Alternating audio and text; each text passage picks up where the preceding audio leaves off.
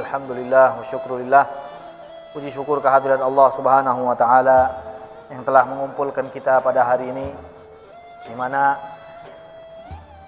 tiap-tiap kejadian mengingatkan kita akan pentingnya menuntut ilmu. Kesalahan yang terjadi mengingatkan kita akan pentingnya menuntut ilmu.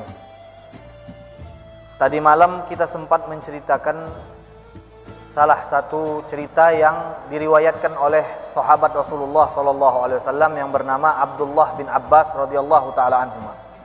Beliau bercerita bahwa setan pergi ke iblis untuk menanyakan penyebab kenapa iblis itu lebih senang ketika melihat ada orang mati dan dia alim. Senang orang itu iblis ketika melihat orang alim mati.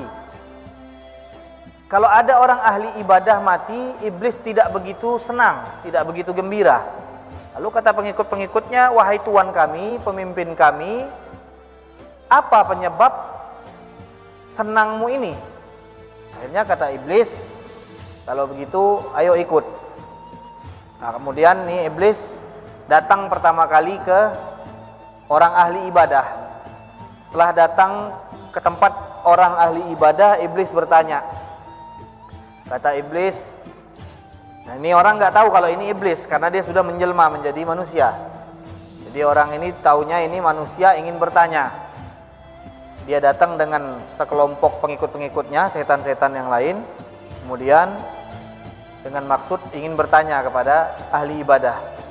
Dia bilang, hal yaqdi rabbuka an yaj'ala ad-dunya fi baydatin. Apakah mampu Allah Subhanahu wa taala menjadikan dunia di telur? Kata orang ahli ibadah ini, enggak mampu. La, dia bilang. Enggak bisa itu. Mustahil, dia bilang. Oh, baiklah kalau begitu, kata iblis, kami permisi. Dia keluar, kemudian dia jelaskan sama pengikut-pengikutnya, dia katakan, lihat wahai pengikut-pengikutku, dengan jawabannya tadi dia sudah keluar dari agama Islam. Iblis tahu kalau ada orang yang meragukan kemampuan Allah Subhanahu wa taala, itu keluar dari agama Islam karena Allah mengatakan innallaha ala kulli syai'in qadir. Allah mampu atas segala sesuatu. Maka kata iblis, lihat, itu orang ahli ibadah, tidak mampu menjaga akidahnya. Dia tidak mampu mempertahankan, membentengi akidahnya. Jadi jangan dikira kalau orang ibadah saja sudah cukup, tanpa menuntut ilmu dia tidak bisa selamat. Maka di sini iblis ingin membuktikan kepada pengikut-pengikutnya, kenapa kok kalau ada orang alim mati dia senang dan dia bahagia. Nah, dia jawab lewat pertanyaan ini. Nah, dia bilang, kau lihat, itu orang ahli ibadah, Masya Allah, orang yang soleh, tapi ilmunya kurang. Lihat bagaimana dalam satu pertanyaan saja dia langsung mudah disesatkan, langsung keluar dari agama Islam dengan jawaban yang tadi. Kemudian, ayo sekarang kita lihat ke orang yang berilmu. Maka datang ini rombongan menghampiri majelis ilmu. Dia lihat ada pengajarnya, orang yang alim, dan kemudian dia lihat ada orang-orang di sekitarnya yang sedang mendengarkan pengarahan dan pengajaran dari orang alim ini. Dan dia lihat orang alim ini sambil bercanda, mengajarkan, kemudian dia bercanda lagi dan sambil mengajar itu. Jadi santai. Kata setan-setan pengikutnya, dia lihat yang tadi kayaknya lebih serius. Orang yang ahli ibadah tadi lebih serius, nggak ada bercandanya. Kalau ini orang alim mengajar, ada bercandanya di dalam pelajarannya. Tapi kenapa kok ini yang dikhawatirkan sama iblis? Maka iblis ingin membuktikan kenapa kok orang alim ini menjadi kekhawatiran dia. Hingga pada saat ditanyakan dengan pertanyaan yang serupa, langsung orang alim ini menjawab seketika tanpa ragu sama sekali. Bukan seperti si Abid tadi, sempat memikir sebentar.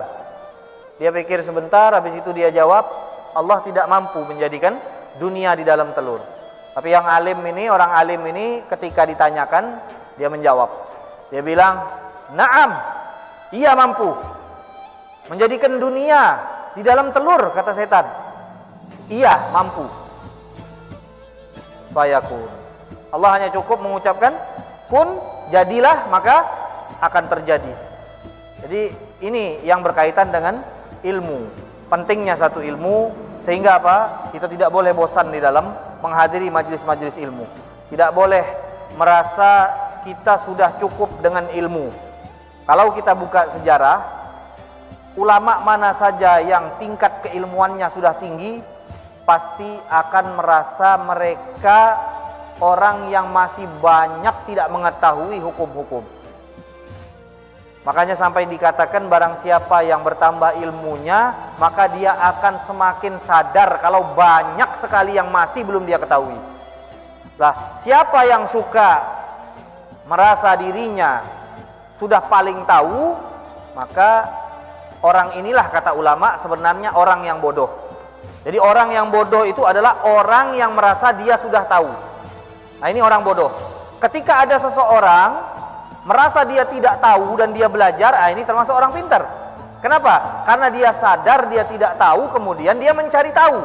Adapun orang yang sudah merasa dia paling tahu, sehingga menghalangi dia dari majelis ilmu, menghalangi dia untuk menghadiri tempat-tempat yang di situ dipelajari ilmu Rasulullah SAW, maka ini, kata ulama, adalah orang-orang yang bodoh.